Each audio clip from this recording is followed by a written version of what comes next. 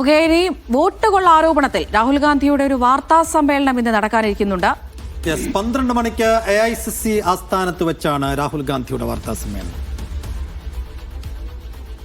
PR Aravind വിശദാംശങ്ങൾ നൽകും. Aravind, vote ചോരിയുമായി ബന്ധപ്പെട്ട് കഴിഞ്ഞ 2 വാർത്താ സമ്മേളനങ്ങളും വലിയ ദേശീയ ശ്രദ്ധ പിടിച്ചുപറ്റിയതും വലിയ കോളിളക്കങ്ങൾ ഉണ്ടാക്കിയതുമാണ്. ഇക്കുറി 3ാം വരവ് വരുമ്പോൾ എന്താണ് രാഹുൽ ഗാന്ധിയുടെ കയ്യിലുള്ള മരുന്ന്?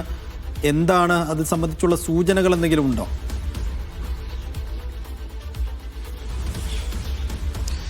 സൈഫുദ്ദീൻ, വോട്ട് കൊള്ളയുമായി ബന്ധപ്പെട്ട് രാഹുൽ ഗാന്ധി ഒരു ഹൈഡ്രജൻ ബോംബ് പുറത്തുവിടുമെന്ന് നേരത്തെ തന്നെ കോൺഗ്രസ് നേതാക്കളടക്കം ചൂണ്ടിക്കാണിച്ചിരുന്നു. ബീഹാർ നിയമസഭയുടെ ആദ്യഘട്ട വോട്ടെടുപ്പ് നാളെ നടക്കാൻ പോവുകയാണ്. അതിന് മുൻപാകെയാണ് രാഹുൽ ഗാന്ധിയുടെ ഒരു നിർണായക വാർത്താ സമ്മേളനം ഇപ്പോൾ നടത്തുമെന്ന് അറിയിച്ചിരിക്കുന്നത്. 12 മണിക്ക് ഡൽഹിയിലെ AICC ആസ്ഥാനത്താണ് വാർത്താ സമ്മേളനം നടത്തുക. നേരത്തെ വോട്ട് കൊള്ളയുമായി ബന്ധപ്പെട്ട് 2 വാർത്താ സമ്മേളനങ്ങൾ രാഹുൽ നടത്തിയിരുന്നു.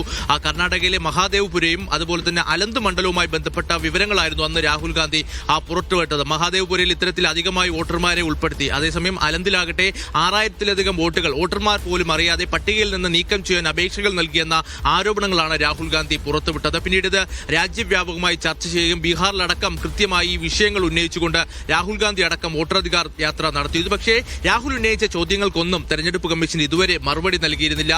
എന്തായാലും കൂടുതൽ വിവരങ്ങൾ, വോട്ടുകൊള്ളയുമായി ബന്ധപ്പെട്ട കൂടുതൽ വിവരങ്ങൾ ഇന്ന് രാഹുൽ പുറത്തുവിട്ടേക്കുമെന്നതാണ് മനസ്സിലാകുന്നത്. നേരത്തെ ചില റിപ്പോർട്ടുകളും സൂചനകളും ഉണ്ടായിരുന്നു.